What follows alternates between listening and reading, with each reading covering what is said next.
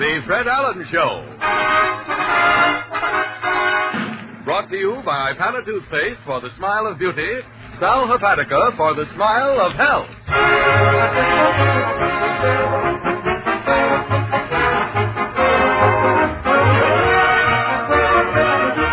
An hour of smiles with Fred Allen, folks. 3,600 seconds of fun and music. Fun with our star comedian, Fred Allen. With our guest, Captain Knight, famous authority on Eagle. Music with Peter Van Steeten, the Merrimacs, and Win Murray. The time has come. It's the Fred Allen Show.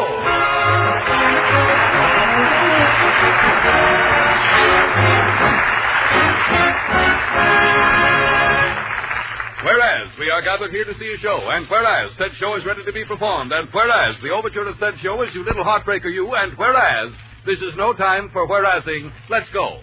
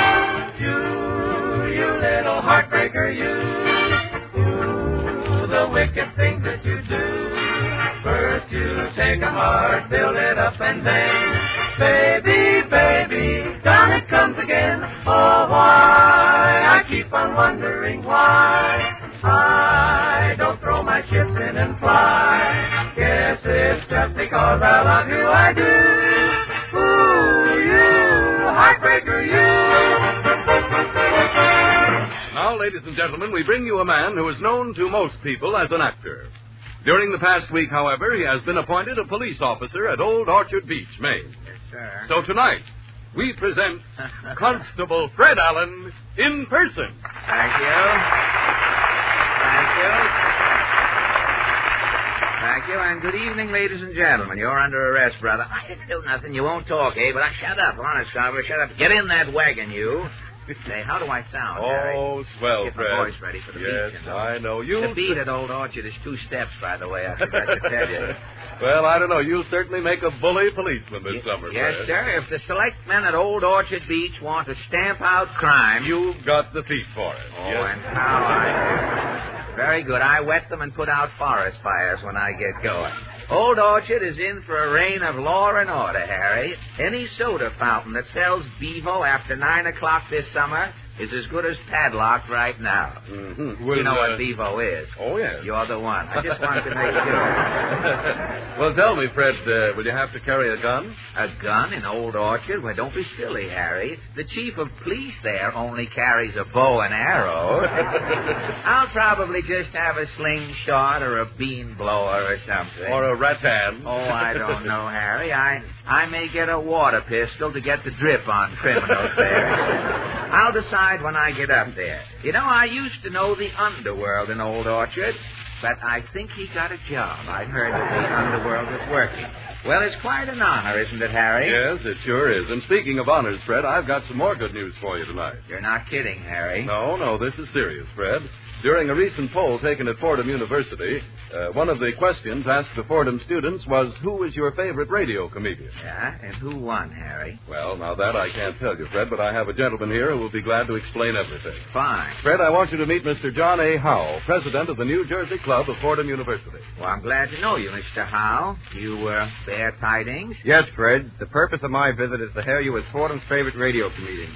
I have a little plaque here, which we would like to present to you, for having been voted favorite comedy personality in a poll of the 8,000 students at Fordham University conducted by our club. Well, that's very nice, Mr. Howe. I hope there won't be an investigation demanded when this news reaches a certain party out in Hollywood. No investigation will be necessary, Fred.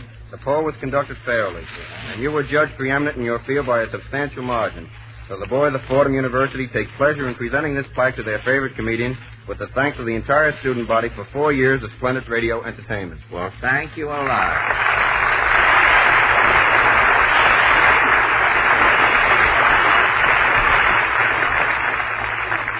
Well, thank you, Mr. Howe, and convey my sincere thanks to Fordham for this tribute and to the students for their loyalty and interest in our program. You take a look at my plaque, Harry. Isn't that swell? Oh, that's beautiful. Oh, boy, will Benny be sore when he hears about this.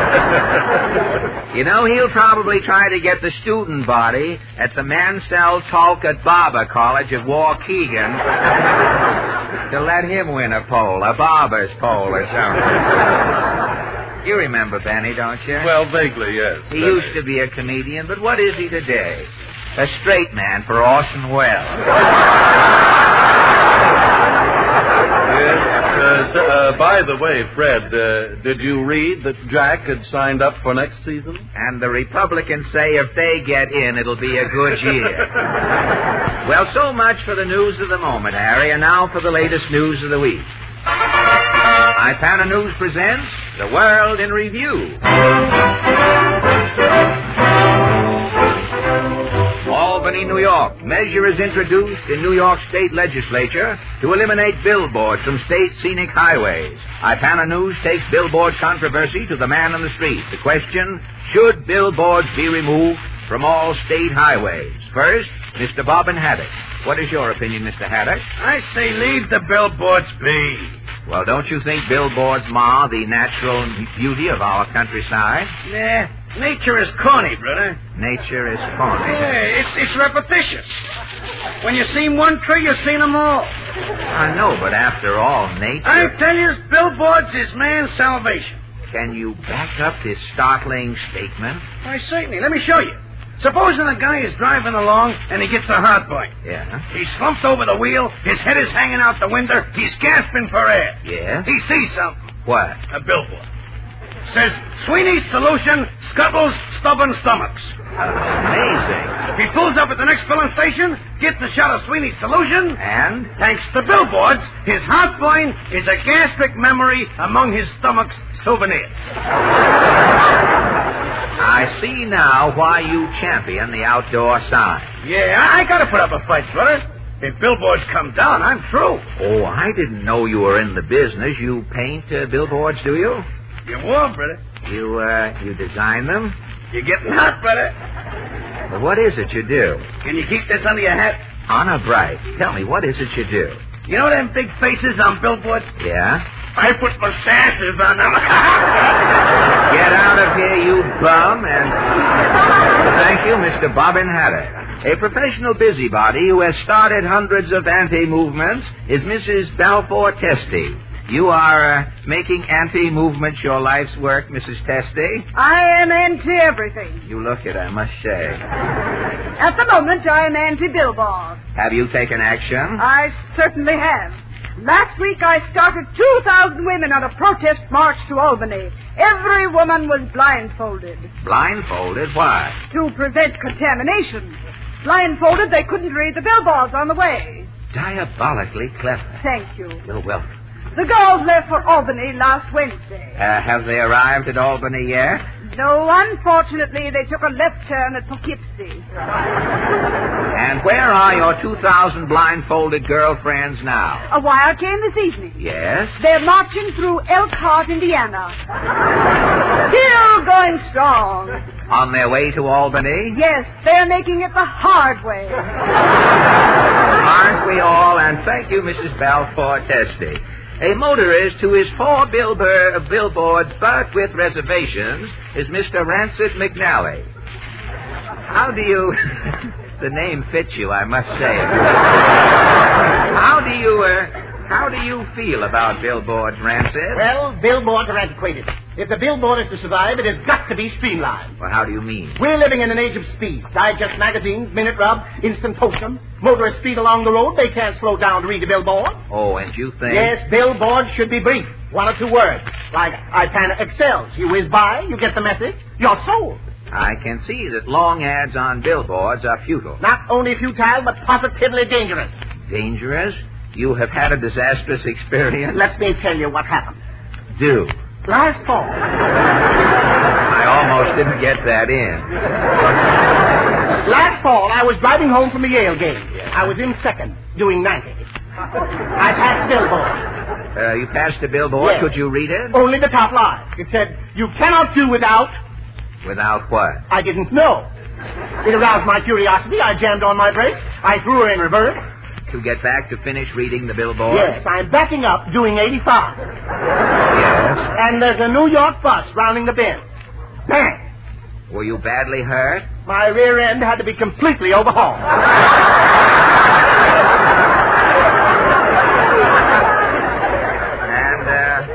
What was the last line on the billboard? What was that? What was the sentence? 90 days for reckless driving. Thank you very much, Mr. Ramsett McNally. And now a poet who has written hundreds of advertising jingles sums up the billboard situation in rhyme, presenting the poet laureate of the Boston Post Road, Thorndike Swinburne. Are you ready to gush, Dactyl Thorndike? Yes. Poetically, I am confident. Personally, I shrink. Well, so much for self-analysis, Thorndike. What about your poem? Yesterday eve, I was crouched beneath a billboard, watching a tomtit worry a twig. Mm-hmm. Suddenly it came to me, and I jotted it down. You did. Well, what is your poem called? The Billboard Soliloquy, or What Shall We Say When Spring Has Come? Go right ahead. Oh, what shall we say when spring has come? That spring has sprang, or that spring has sprung? A song you sing when sang is sung. A ping-pong ball when pinged is pong. But what shall we say when spring has come? Well, wait a minute. Where does the billboard Oh, what shall we say when spring has come? The billboard. A bell you ring when rang has rung. I know, but a fling you flang when flang is flung. Billboard. A sting that stang when stang is stung. You told me it was But about what shall we say when spring has come? I'd say scram. Very well. I'd scrum. Listening time, poet Thorndike.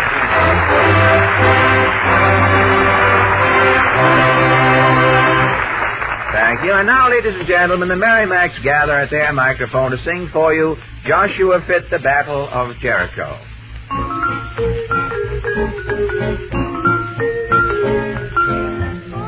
Joshua fit the battle of Jericho. Joshua fit the battle of Jericho. Joshua fit the battle of Jericho. Joshua fit the battle of Jericho. Jericho, Jericho. Joshua fit the battle of Jericho. And the walls come tumbling down. And the walls come tumbling down. You may talk about your king of Gideon. You may talk about your man of Saul. There's none like good old Joshua at the battle of Jericho. Up to the walls of Jericho, he marched with spear in hand. Cross blow them ram horns, Joshua Christ goes to battle him in my hand. Joshua fit the battle of Jericho. Joshua fit the battle of Jericho. Joshua fit the battle of Jericho. Then the lamb ran, sheep horns began to blow, the trumpets began to sound. Joshua commanded the children to shout, and the walls come tumbling down. And the walls come tumbling down. That morning, Joshua fit the battle of Jericho. Joshua fit the battle of Jericho. Joshua fit the battle of Jericho, and the walls come tumbling down. Jericho, Jericho. Joshua fit the battle of Jericho. Joshua commanded all the children to shout, the trumpets began to sound, and the walls come tumbling down.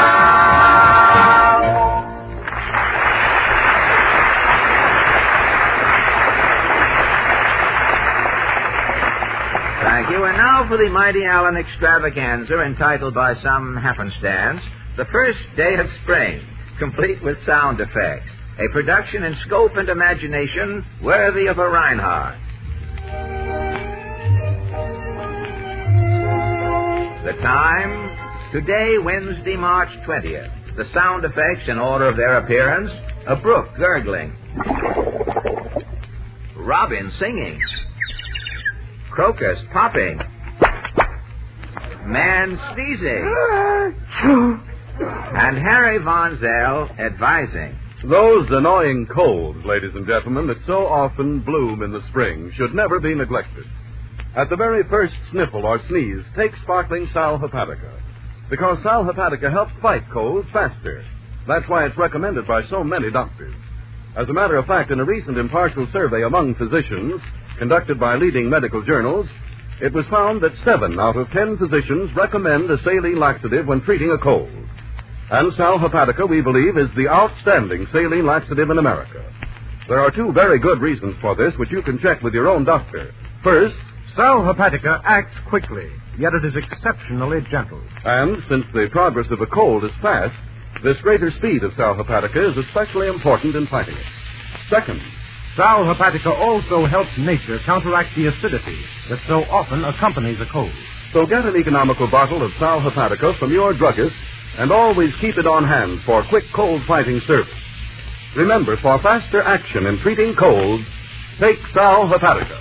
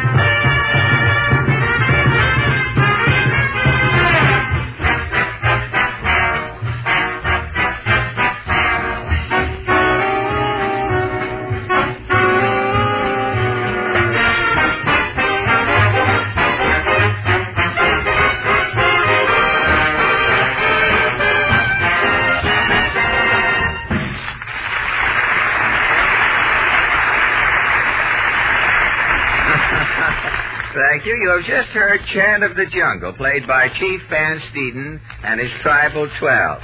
Say, the next time you're out headhunting, Chief Van Steeden, you ought to get one for yourself, as long as you're going out.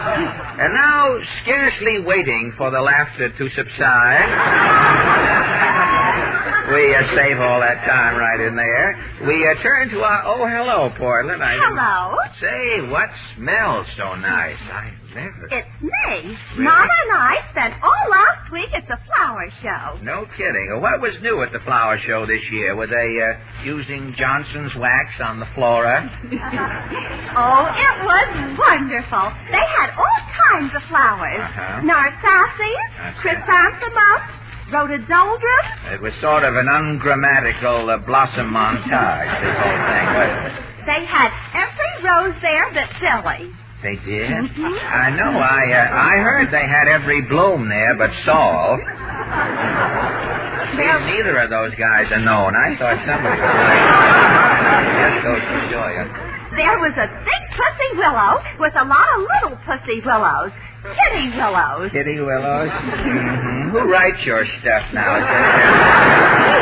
That same fellow who fell on his head at the age of 21 and caught up with his second childhood in a hurry. Did you see any of that new plant food, that vitamin B1 over there, you know, that stuff that's supposed to pep up the plants? No, but I saw a violet they gave it to. Oh, a violet that had been treated with vitamin B1. Was the violet still shrinking? No, it was throwing pollen in a tiger lily's face.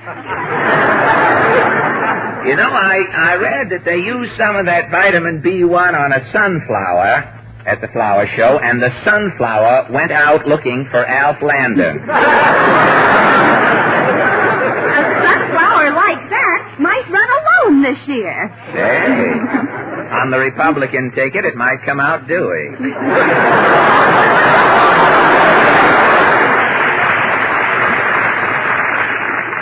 Say, Say, there are people here at that. You had me fooled. I couldn't tell. I thought my astigmatism was bobbing in white. Say, did your mother buy any flowers at the show? No, but Mama's going to have a little garden. She talked to the landscape man. Oh, and he's going to lay out a miniature garden for your mother? Yes. It's 4 plants and a little moat. Oh, across your brook at home they're going to have a moat? A moat and 2 pair of plants. A moat and 2 plants. You know, jokes like that are going to bring back the Nickelodeon. You just keep going. Now, what about our guest? Our guest tonight is the world's foremost authority on eagles. An eagle authority? Well, wherever did you bump into an eagle expert? Well, I heard him on Hobby Lobby last Sunday, so I invited him over. Mr. Allen, meet Captain Charles Knight. Well, good evening, Captain Knight. Good evening, Fred. This is rather a surprise, Captain.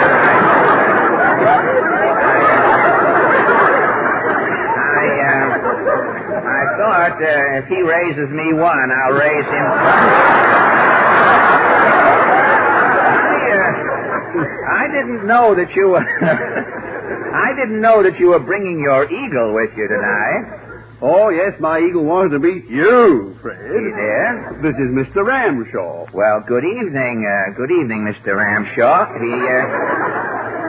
Mr. Ramshaw, he doesn't seem to be warming up to me, Captain. No, Mr. Ramshaw doesn't make friends very quickly, but he won't hurt you, I give him my word. Your word? If I can get the eagle's word, I'll feel a little more secure. You know, you're sure Mr. Ramshaw likes it there on your wrist? He looks a little hungry. Oh, there's no danger, old boy. Mr. Ramshaw's just eating.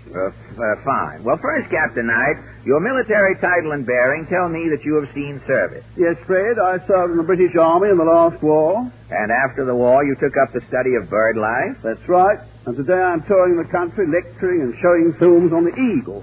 Do you know anything about eagles, Fred? All I know about an eagle is enough to keep away from one. I am a man who hears no eagle, sees no eagle, and speaks no eagle. Yeah, one more. The nearest I have ever been to an eagle in my life is right now, Captain. And one more false move out of Mr. Ramshaw. Yes. And that was me going through Stamford. You really should make a study of the eagle, Fred. Well, there's no time like the present to start, Captain. How many species of this bloated sparrow are there? Well, there are countless varieties of eagles. The most common type in America are the bald and the golden eagles. Mr. Ramshaw here is a golden eagle. A golden. He's sort of tarnished a little, isn't he? Well, is the golden eagle variety ferocious in its natural state? Oh, yes, quite ferocious. I've seen 2 young golden eagles kill each other in a fight, with the mother bird looking on calmly all the time. The mother looking on. Mm-hmm. Proving that an eagle's best friend is his father. Well, what do these 10th Avenue canaries eat beside each other? Oh, they live on rabbits and grouse and small lambs. In fact, anything that they can carry away safely. What method do they employ in catching? He's looking at me again, Captain. Do something to entertain them until this is over. What method do they employ in catching their prey? It's all very simple, really. You see, the eagle flies round looking for game, and when it spies a victim, it swoops down and sinks its talons right into it. And then it's blitzkrieg, eh? Well, that's putting it rather mildly, Fred. You see, the eagle's talons have a deadly grip. Yes, I was just looking at those skin stilettos on Mr. Ramshaw there. I'd like to have his clause in my contract, Captain.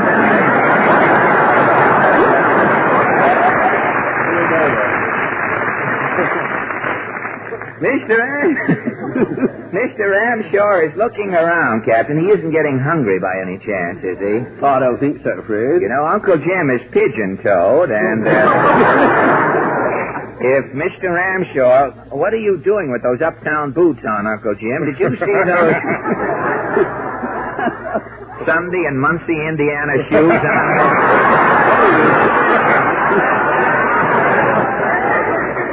Uncle Jim is... Uncle Jim is... I know, an Army and Navy store closing out. Uncle Jim is pigeon-toed now, and if Mr. Ramshaw is nearsighted, he's apt to defoot Uncle James when we're not looking. Oh, no, the bird's just getting a bit restless, that's all. Well, I hope it isn't something he expects to eat. He certainly is well-behaved for so savage a fowl. How were you ever able to tame him, Captain? Well, fortunately, I got him when he was quite young. Still, the actual training was a very slow and tedious process. And now that Mr. Ramshaw has attained his majority, don't you ever have any trouble handling him? Well, occasionally he does get a bit awkward.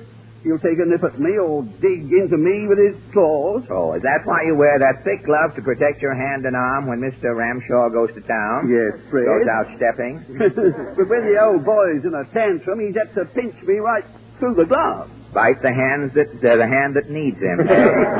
Well, what does a community-broken eagle eat, Captain? All different meats, as a rule. Mr. Ramshaw's favorites are steak and beef. Good. I thought you might throw him an acquaintance occasionally. Now, you said a moment ago, Captain, that you take Ramshaw here around the country with you on all of your lecture tours. Yes, we travel from coast to coast, Fred. Well, don't you ever have any trouble checking into hotels with him? What happens when you walk up to the desk with that King Kong robin on your wrist and say, I'd like to have a double room with a nest? I never have any trouble, Fred. Well, where do you quarter him? In your room? Sometimes. Up on the roof. What would happen if he ever escaped? He did escape. Right here in New York. Really? How did it happen? Well, Ramshaw and I live at the Hotel Gotham on 55th Street, and I generally keep him out on the roof. Yeah? And one day I went up to the roof, and Ramshaw was gone. I looked about, and there he was, circling about over Radio City. Well, that's probably how he got talked into going on Hobby Lobby last time. Hobby Lobby books. Wait a minute, I was speaking to him now.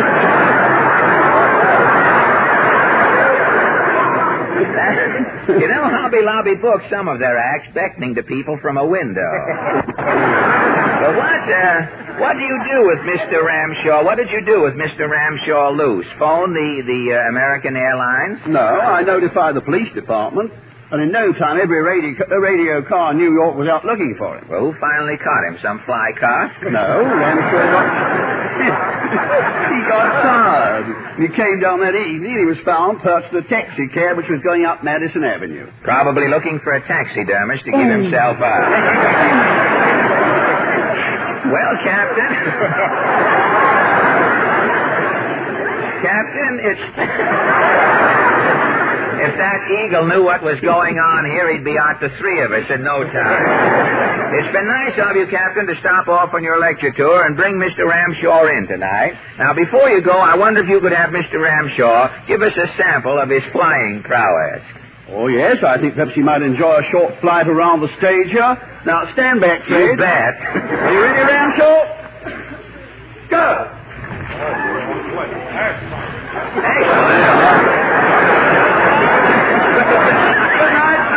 A perfect three-claw landing. I'm surprised that Ramshaw didn't land on Van Stevens' bandstand. Any bird ought to go for the corn in Van Stevens' music. Well, thanks a lot, Captain. Good night, Fred. Good night, and thank you a lot, Captain Charles Knight.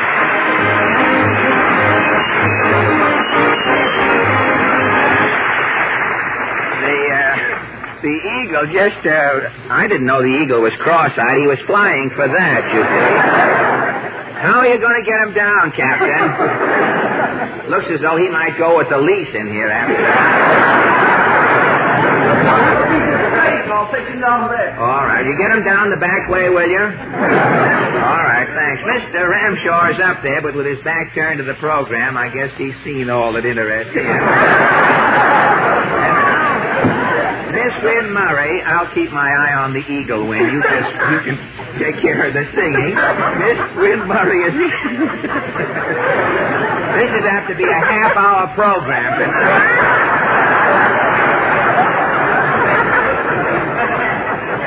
All we need is Mr. Ramshaw to make his own station break, and we'll make it.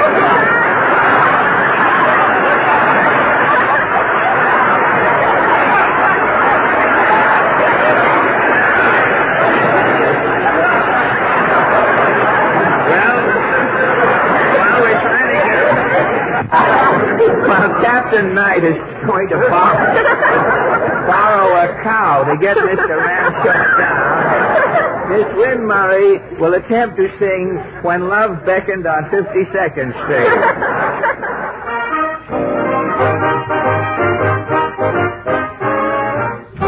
I used to dream of a starlighted stream where my man and I would first meet. Try to surmise my terrific surprise when love beckoned in 52nd Street. I thought a breeze would appear in the trees and sing something tender and sweet. How could it sing with a band playing swing when love beckoned in 52nd Street? Now when we want to coo, country lanes are taboo, and Old West 52 is our favorite beat. So you can bet I shall never forget that mad second when I first reckoned that love beckoned in 52nd Street. I don't want to cause a shock in the house, but I'd like to know, is there a doc in the house who will give first aid to the most confused maid in town? I had such sweet suburban ideas. You know what I mean, Deanna Durbin ideas. Till one fatal night when somebody suddenly spoke and broke them all down.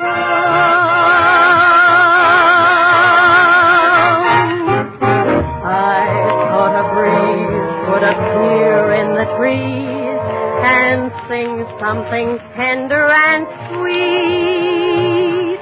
But how could it sing with a band playing swing when love beckoned in 52nd Street?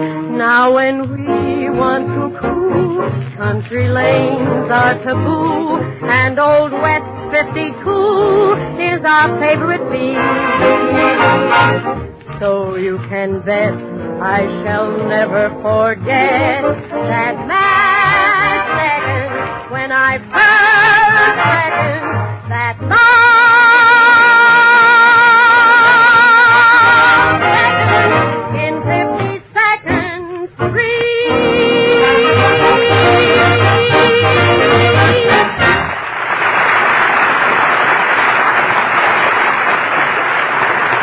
Thank you.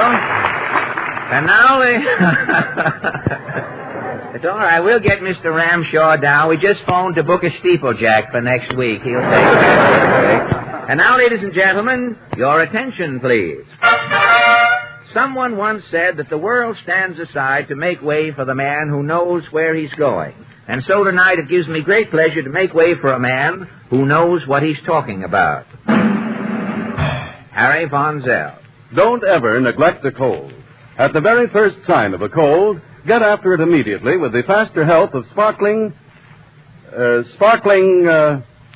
what's the name? Fred Allen, remember? No. The name of I'm awfully sorry, that eagle has upset me. I can't remember the name of what it is that helps fight colds faster. It slipped my mind. Well, it'll come to you. Go ahead, Harry. Well, yes, of course. Ladies and gentlemen, this famous product acts very quickly, yet it's exceptionally gentle. And since the progress of a cold is very fast, the greater speed of what it is I'm talking about is especially important in fighting your cold. And that's not all. This, the name will come to me in a minute. It also helps nature counteract the acidity that so often accompanies a cold. And, ladies and gentlemen, you can check these facts with your own doctor. You'd better check the name, too, ladies and gentlemen. Fred, you know what I'm talking about, Why, don't you? certainly, Harry. You're talking about America's outstanding saline laxative. That's it, Fred, and the name is... The name is, So Many Physicians Recommend It. Yes, and it helps fight cold faster, but what is the name? Well, here's a pretty to-do. Wait, Harry, there must be somebody around here who knows. If there is, will you please tell us confidentially? That's it, Sal Hepatica. Thank you, ladies and gentlemen. Thank you.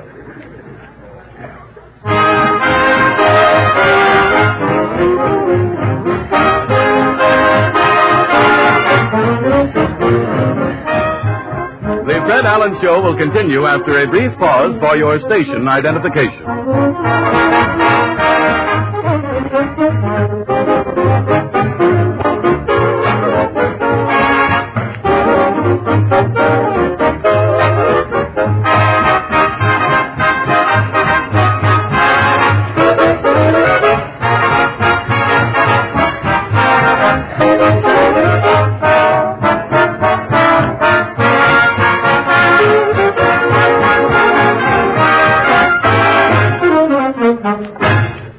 And now, ladies and gentlemen, the question of the week. This is Mr. and Mrs. Average Man's Round Table, where three persons selected from our studio audience are invited to give their opinions on a question that concerns some prominent issue of the day. These little sessions are entirely unrehearsed. Fred has taken his place there at the round table, where he meets his fellow debaters for the first time. Are you ready, Fred? Yes, thank you, Harry. Portland will kindly introduce our first guest. Yes, Mr. Richard L. Breen from Fordham, New York. Oh, I know. I had the pleasure of meeting Mr. Breen earlier this evening, Portland. He came down with Mr. Howe from Fordham University. Mr. Howe presented me with this little plaque here. Mr. Breen, Mr. Howe tells me that you are the editor of the Fordham College paper. Is that correct? That's true, in my more idle moments. In your idle moments. Well, the name of the paper, what is the name of it again? The Fordham Ram. The Fordham Ram. That's a peculiar name for a college paper, isn't it? Does the name have any particular significance? Well, yes, it does. That is the mascot, a small, shaggy, rotund little beast that gallops around the polo grounds every week. And that is the Fordham mascot? Yes. Well, don't you find that editing the school paper, how often does it come out? Once a week, if things go as they might go. If things go all right, huh? Well, don't you find that it interferes with your school work, or does it? No, not perceptibly. It doesn't. You're coming out even on both counts, I imagine. Well, tell me, what I really wanted to ask you about tonight was the poll. Was this poll at Fordham on the level? Well, a Fordham man, like a Boy Scout and a G-man, is always truthful. Yeah? With the exception of one or two abnormal psychology professors found ward healing for our friend Benny, I think the whole thing was pretty much on the level. Well, I think a psychologist would be interested in Mr. Benny, hoping to make an Exhibit A of him in later life, I imagine. How did the comedians come out? Do you remember offhand? You were first with, I think, more than half of the votes, the entire 8,000. That's right. With the aid of Carmichael, Mr. Benny was second. A bare majority there. And Stebber McGee was third, and fourth, proving that it does not spring eternal in the human breast, Mr. Bob Hope. Well, that's very nice. Thanks a lot, Mr. Breen. I know Mr. Benny's blood is going to boil when he can get around to getting the blood. You know, getting mad for Jack is sort of a ritual. First, his blood can't boil. First, he has to get a transfusion, and then he gets mad, and his blood... It's about a 3-day process for Jack to get mad. He's so anemic, really, that when things happen, he can't blush. He turns sort of a dirty white. Rather a Pittsburgh Blanche, I would say. Well, thanks a lot, Mr. Breen. Now, who's next, Portland? Mrs. Leah Walsh from New York City. Well, good evening, Mrs. Walsh. Good evening, Mr. Walsh. You live in New York, do you? Yes, I live in New York. Do you work here, do you? No, I'm a housewife. A housewife? Well, somebody should coin a new term for the housewife in New York. So few people have houses. Most everyone lives in apartments. There should coin a name like Duplex Frau or something like that to replace the housewife. Well, it's rather risky to live in New York these days with so much building and tearing down going on.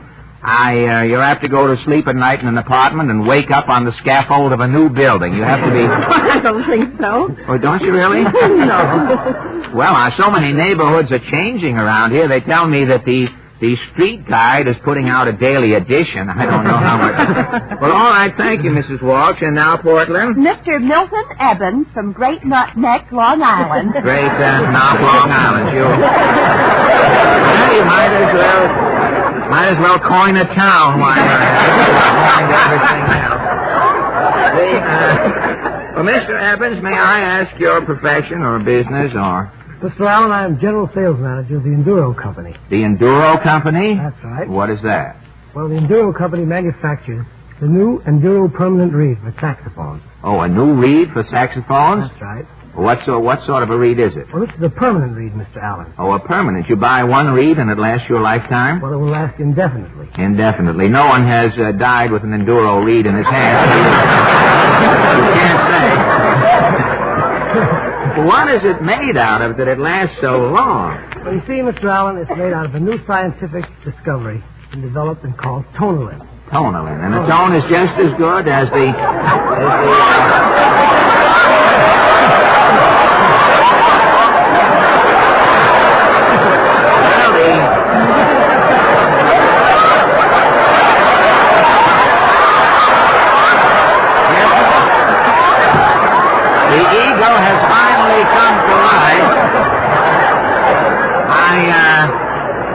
I think as long as Mr. Evans, I want to congratulate you. You were the first one to get a rise out of the eagle since we got up here.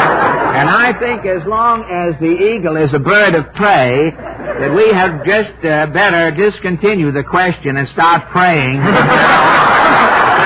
I won't even have time to do the question.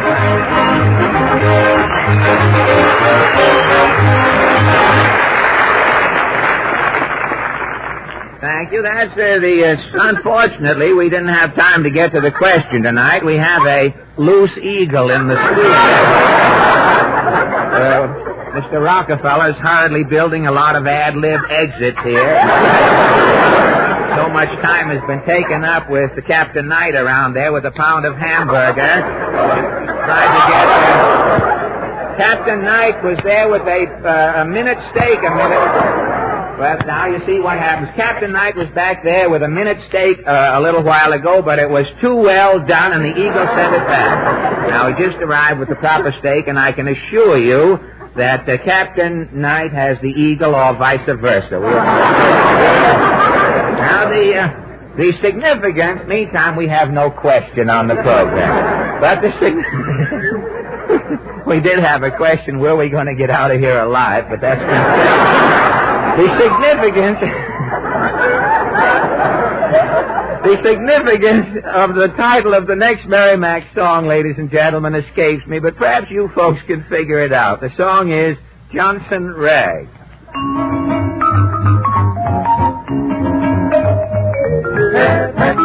There goes the Johnson Rag, ho, ho. There goes the latest shag, ho, ho. It really is a big gang, yes, yes. There goes the Johnson Rag, jump, jump. Don't let your left foot drag, cheek, cheek. It's like a game of tag, you too. It's even good for a static, jump, jump. And do the Johnson Rag. If you're feeling in the groove, it sends you out of the world. Funny how it makes you move. I don't want to call, but don't be a most dig, dig. Say have a big, big bag, doo-doo. Just let your shoulders wag, doo-doo. And now it's right in the bag. Get happy with the Johnson Rag.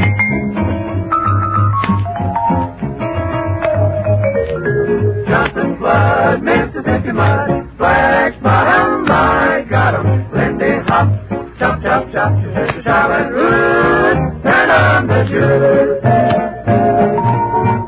There goes the Johnson Rag, there goes the latest shag. It really isn't a gag, hep, hep, hep, hep, hep. There goes the Johnson Rag, don't let your left foot drag. It's like a game of tag. It's even good for a stack. Jump, jump, jump, jump, jump, jump. The it on tonight. If you're feeling in the groove, it takes you right out of the world. Funny how it makes you move. I don't want to cope, but don't be a muff. Zig, zig. And add a zig-zag. Zoom, zoom. Just let your shoulders wag. Zoom, zoom. It's right in the bag. Get hip. Get happy, get happy. Hip, hip, hip, hip. Get happy with the Johnson rag.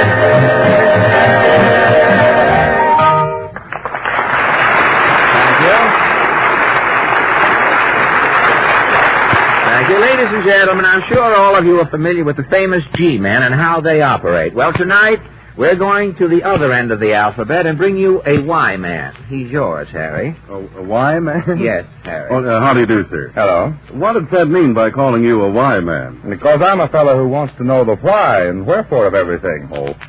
Like, for instance, this toothpaste you recommend. Ipana toothpaste? Yes. Why do you talk about it every week? Well, because we sincerely believe that we have a health message of vital importance to every one of our listeners. Well, why do you think your listeners will be interested?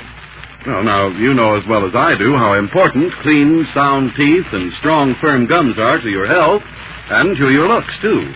And Ipana toothpaste is especially made when used with massage to help strengthen your gums as well as brighten your teeth. Well, why is it so necessary to do both? Oh. Well, you see, our teeth are seldom bright when our gums are tender and undernourished. And since many of the foods we all eat are soft and creamy, they just don't give our gums the toning and stimulation they need for health. That's why so many dentists recommend massaging the gums with Ipana toothpaste. It is an easy, modern health routine that's growing in popularity every day. Why what? What's the name of that again? Ipana toothpaste. And once you get a tube from your druggist and begin using it regularly, you'll readily understand why Ipana is the largest selling toothpaste in America today.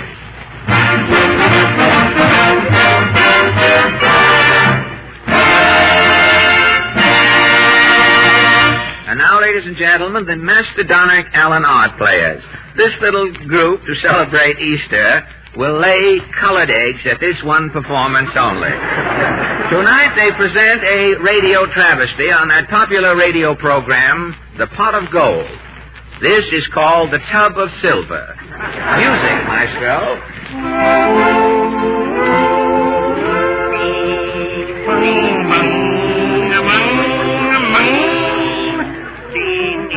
And so to the tinny strumming of their beaverboard guitars and their off-key native farewell, we say aloha to the Fink Finance Company, Hawaii. The Fink Finance Company invites you to tune in again next week, unless they've taken back your radio. Good night, Evobino. This is station CORN. The correct time is now... Hey, Bulliver, wake up. What's the matter? You're on, Bulliver. Oh, the correct time is now 9:48 and a fraction. Thank you. You're welcome. You have just heard the correct time. And now station CORN presents... The Tub of Silver. Yes, The Tub of Silver. The show you've all been waiting for. The program that proves it pays to listen. You know the rules, folks. The lucky person who is sitting by his telephone when we call him up tonight gets $1,000 absolutely free. Yes, folks, tonight, $1,000 will be given away by the makers of Digby's Non-Dunkable Donuts. Yes, Digby's Non-Dunkable Donuts. The donuts laboratory tested and especially designed to eliminate dunking. By a special patented process, a thin waterproof layer of Digby's edible rubber covers all Digby's Non-Dunkable Donuts. A Digby donut cannot absorb coffee. Plunge it into your cup, it bounces. Immerse it slyly, it floats. Housewives everywhere hail this dunk-proof delicacy. Mrs. Dulce of Oklahoma writes, My husband, Rodney, was a dunking fool. Rodney's hobby was pouring his coffee out into the saucer and spanking it with his queller. Lord, I used to get up from the table covered with Maxwell House freckles. And then you tried a Digby, Mrs. Dulce? Yep. I fed Rodney Digby's non-dunkable donuts for 2 weeks. Rodney stopped dunking. Thank you. Rodney stopped breathing, too. Oh. Well, now, remember, folks, the Digby slogan, no pop, no sop, no slop. The next time you buy Digby. Non-dunkable. You know. And now we present our Tub of Silver Master of Ceremonies, the genial band leader, Norris. Thank you, Sam, and good evening all. Well, folksies, I know you're all waiting to hear how the $1,000 prize was spent by last week's lucky winner, Mr. Olaf Drab of Stilton, Oregon. Well, it seems that after getting the good news last week, Mr. Drab had a sudden heart attack. But with that $1,000, he's sitting back in an oxygen tent, living on the fat of the land. Good luck, Olaf Drab. And now for tonight's Tub of Silver. Take it, Sam. Right, Norris. Everybody has a chance at the Tub of Silver, folks. Right here in the studio, we have every phone book in the country. Norris will spin our giant selector, and we'll see which book contains the name of tonight's lucky winner. Take it, Norris. Okay, Sam. But before I spin the giant selector, folksies, let's have some music. It's time to dance as the orchestra plays I Got Rhythm. That was I Got Rhythm, folks. We're rushing things right along to get to that lucky winner. And now for our first spin of the giant selector. Here she goes, folks. Whee! And the wheel is spinning around. It's up, it's down, it's up, and it stops. Oh! Time out, folks. The giant selector is caught on Sam's pants there. Well, I'm sorry, Norris. I just bent over to tie my shoe. I thought you were up to your tricks again. That's well on Sam, folks. Well, I'll spin her again. Here she goes. And she's up. She's down. She's stopping. No, she's starting again. No, she's stopping. And the lucky number is 266. Take it, Sam. Right, Norris. Tonight's winner is in phone book 266. Take it, Norris. Okay, Sam. And now, folks, how about a little music? Yes, go, boys. That's all. That's all, brother. Now let's find that lucky page in phone book 266. Take it, Sam. Right, Norris. And now let's find that lucky page in phone book 266. Take it, Norris. Okay, Sam. And now let's find that lucky page in... Oh, say, what is this? We're not getting anywhere here, Well, Sam. somebody's typed the scripts up wrong, Norris. And we're holding up that lucky winner, you and me, Sam. Well, I'll spin the giant selector again. Let it go, Norris. Whee! And she whirls around. She's up. She's down. She's stopping. She's starting again. No, she's stopping again. Norris. She's starting again. She's up. Norris. She's down. Up, down. Norris. She's sideways. Hey, Norris, for crying out loud, the thing stopped long ago. Oh. Sorry, folks. I was looking at a dame in the front row. And she stopped on number 172. Take it, Sam. You bet. Take it, Norris. Okay, Sam. I got it back again, folks. And while I spin the wheel, we have another musical number. And this time our tenor, Kenny Clambake, sings Our Sweet Mystery of Life. Oh, sweet mystery. Thank you, Kenny.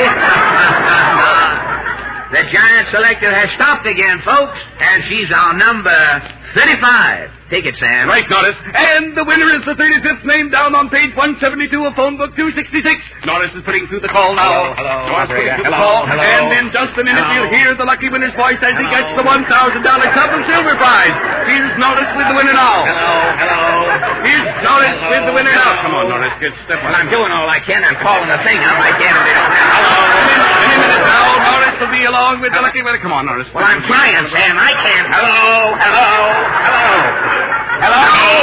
It's about time. Colonel Jason Oglethorpe, at your service, sir. Well, congratulations, Colonel. This is the Tub of Silver calling. Who? The Tub of Silver. Tell me who? Silver. Who is this, William Jennings Brown? No, this is a radio program in New York City. We want to give you $1,000. $1,000, sir? Yes, Colonel. Real United States currency. You mean Northern money? Yes, sir. I never touched the stuff, sir. You what? I'm from the old suit, sir. I ain't even looked north for 50 years. But, Colonel... Someday we'll get that Yankee Selznick for cutting the war down to 4 hours. Good day, sir. Operator. Oglethorpe won't take the dough, Sam. Well, he must be nuts. And speaking of dough and nuts, folks, don't forget, Digby's non-dunkable donuts have won the coveted Digby seal of approval. Digby's come in 5 luscious flavors. Soggy, pretty soggy, extra soggy, too soggy, and wow, get a stomach pump. And now we go merrily back to Norris Stanton. Well, what are we going to do, Sam? We've got to do something, Norris. Imagine not being able to get rid of $1,000. This never happens on the Pot of Gold program. This is a fiduciary dilemma. What's going on here? Oh, here comes the sponsor, Mr. Digby. Here, Dep. What's the idea of mentioning that certain program on my program? Well, I only said Pot of Gold. And don't say that. The Pot of Gold is my biggest rival. It's an out-and-out imitation of my program. If they hadn't originated it, I'd sue. What are we going to do with this $1,000, Mr. Digby? I can't give it away. Well, you've got to. If you don't give that $1,000 away in 5 minutes, Dep, you're fired. I knew I should have renewed Orson Welles. Yeah, 5 minutes. We've got to work fast, Sam. I put in a call to San Francisco while you were talking to Digby. Good work, Sam. This must be your Frisco call now. Hello? San Francisco? Mayor, Chinatown talking. Look, Charlie, this is the tub of silver. I want to give you $1,000. No, $7,000. It's money. Money. You savvy money? You got 'em yen? You bet. Got 'em yen for Ann Sheridan.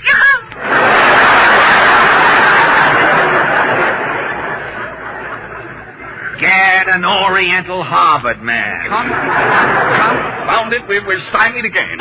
What's not going on here? We've only got 2 more minutes, Dep. I'm still calling, Mr. Digby. Calling. I'm not trying to get Philip Morris. I'm trying to give away $1,000. But nobody wants Well, it. maybe $1,000 isn't enough. Make it $10,000. Make it $50,000. $50,000? Yes, if we don't get rid of this money, the Pot of Gold will laugh us out of radio. All right, I'll call another number. Call any number. Hello, operator. Get me Wilkins 5-2000. Make it fast, Dep. You've only got 30 seconds left. Don't worry. I'll make it, Mr. Digby. Hello? Yes? This is the Tub of Silver calling. We would like to give you $50,000. What? Well, Oh, please take it, Well, mister. yes, of course. Thank you very much. That's wonderful. Thank you. Well, You'll get our check in the Yes, morning. thank you very much.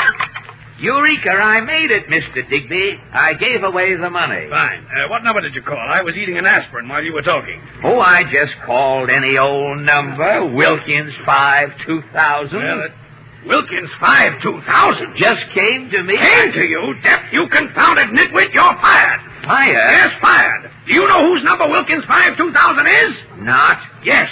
You just gave $50,000 to the Pot of Gold.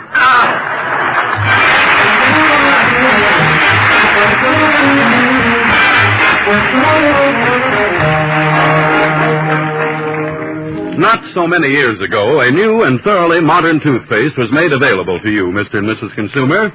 That dentifrice was Ipana. It made many friends and kept them. So many, in fact, that today Ipana is the largest selling toothpaste in America. And there's a very close parallel between your choice and the choice of dentists.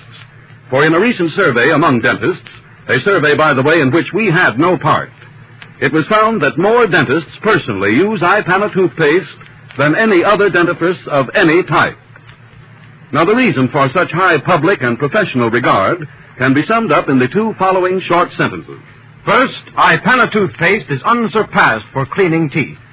Second, and even more important, when used with massage, Ipana helps give your gums the toning and stimulation they need for firmness and health. Those extra advantages are yours for the asking, ladies and gentlemen. Simply ask your druggist for a tube of the toothpaste that is recommended and used by so many dentists themselves. Ipana toothpaste.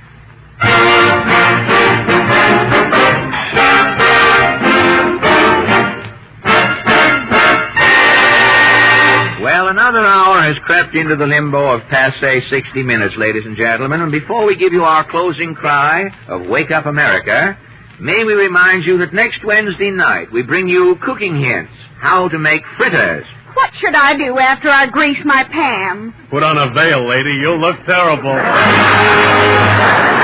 Your song of the week. Take me back to my stool and my Coca-Cola. Wait a minute, Benet. Just a minute, Benet. That's boots and saddle, not stool and Coca-Cola, isn't I'm it? a drugstore cowboy, Bud. Oh, I didn't.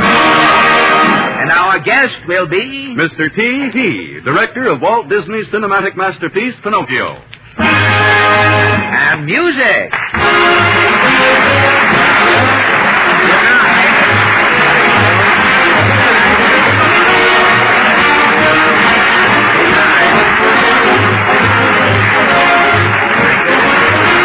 When Love Beckoned is from Dewberry Was a Lady. This is the National Broadcasting Company.